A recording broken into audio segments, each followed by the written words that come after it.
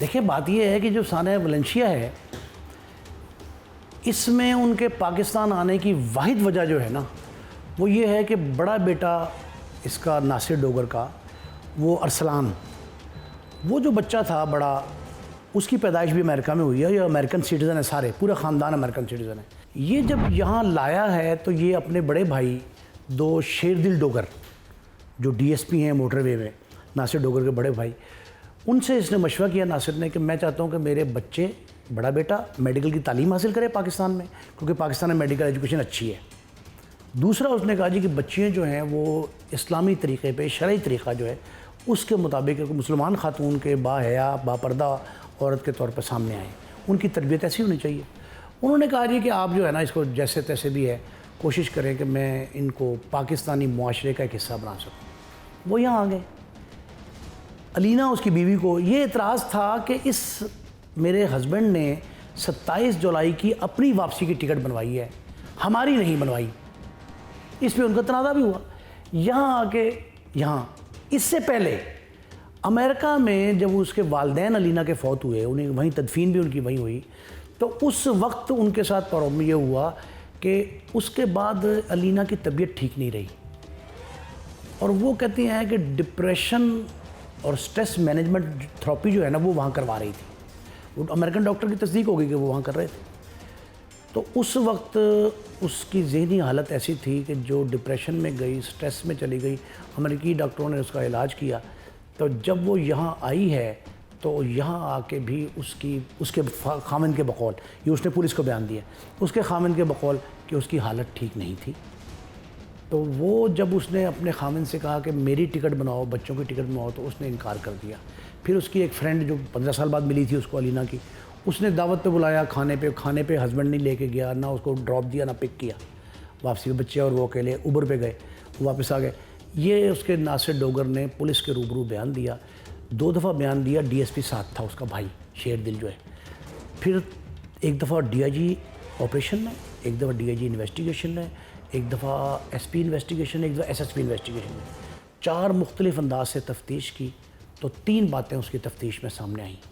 پہلی بات یہ سامنے آئی کہ ناصر ڈوگر جو ہے اس نے 3 بیانات جو دیے وہ مختلف ہیں، صرف ایک، لیکن ناصر ڈوگر کی جو موجودگی ہے اس بیکری میں 5:30 سے 6:45 تک، 1.25 گھنٹہ وہ اس بیکری میں شاپنگ کرتا رہا۔ جو گروسری لکھ کے دی تھی بیوی نے وہ لے کے آیا۔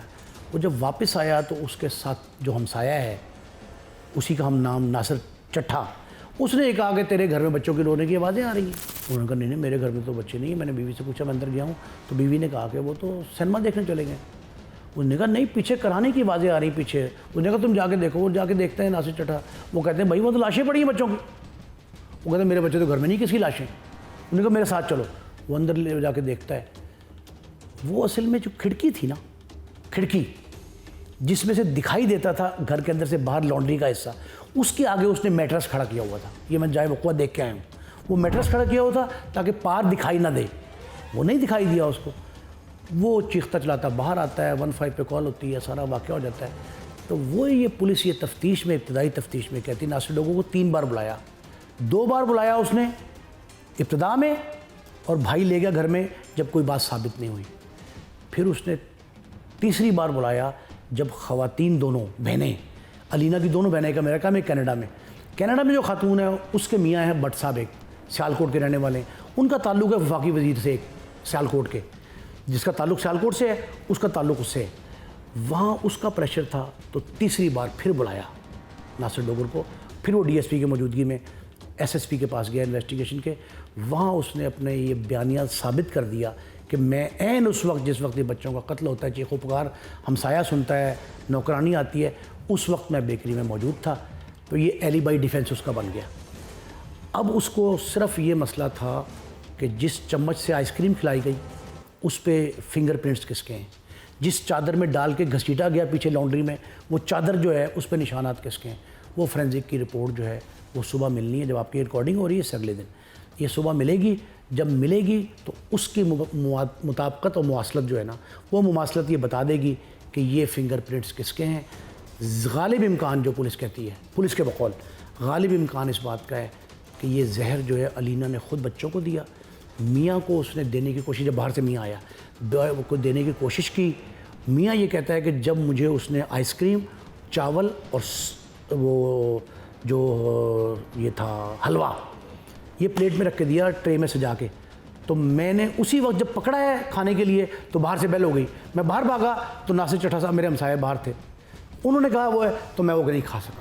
تو وہ غالب امکان وہ یہ کہتے ہیں کہ علینا نے پہلے بچوں کو زہر دیا, پھر میرے زہر دے کے میرے مارنے کی اور سارے گھر کو مارنے کی کوشش کی تھی, پھر اس نے خود وہ پھانکا اور باہر آ کے تڑپ تڑپ کے اس نے جان دے دی. یہ سارا واقعہ تھا جو پولیس اب اس نتیجے پہ پہنچنے والی ہے, جو 1-2 روز میں نیوز کانفرنس ہوگی اس میں وہ یہ بتائیں گے کہ اس کی تفصیلات جو فورینزک کے ایکسپرٹ ہیں, فنگر پرنٹس کے ایکسپرٹ ہیں, ان کے ذریعے اگر یہ مل گیا کہ نشانات چادر پہ 3 چادروں میں گھسیٹ کر وہ بچوں کی لاشیں باہر لے جائی گئی ہیں اور ان کو ڈھانپا گیا ہے اور ان کا گلا بھی دبانے کی کوشش کی گئی ہے, تاکہ میں یہ سمجھتا ہوں کہ ہو سکتا ہے کوئی اور بھی شخص ساتھ ہو, عین ممکن ہے, لیکن فنگر پرنٹس یہ بتا دیں گے چمچ پہ,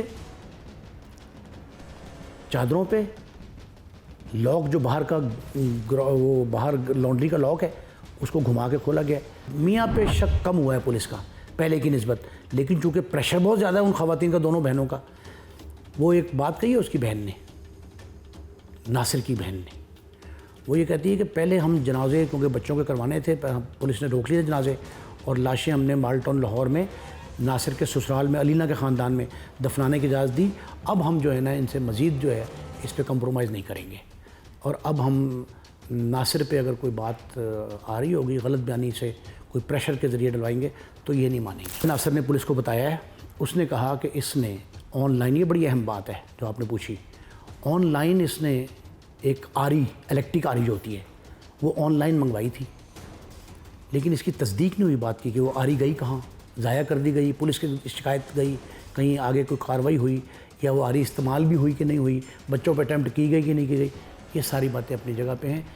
اس کی بہن نے, علینا کی بہن جو کینیڈا میں ہے, جن کے شوہر کا میں نے بتایا بٹ صاحب, انہوں نے یہ کہا کہ میری بہن کو سٹریس تھا والدین کی ڈیتھ کے بعد, لیکن وہ ختم ہو چکا تھا, وہ نارمل تھی, اب وہ بچوں کو اس طرح نہیں کر سکتی.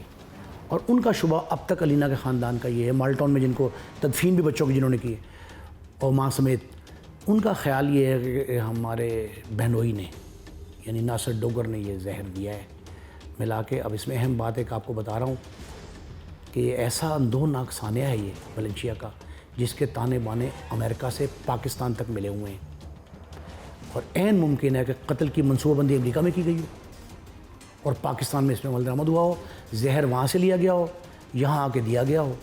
کیونکہ زہر کے بارے میں مجھے کیمیکل ایگزامنر نے بتایا ہے نہایت مولک زہر تھا, جس نے چند سیکنڈ میں بچوں کی آنتیں بھی گلا دیں.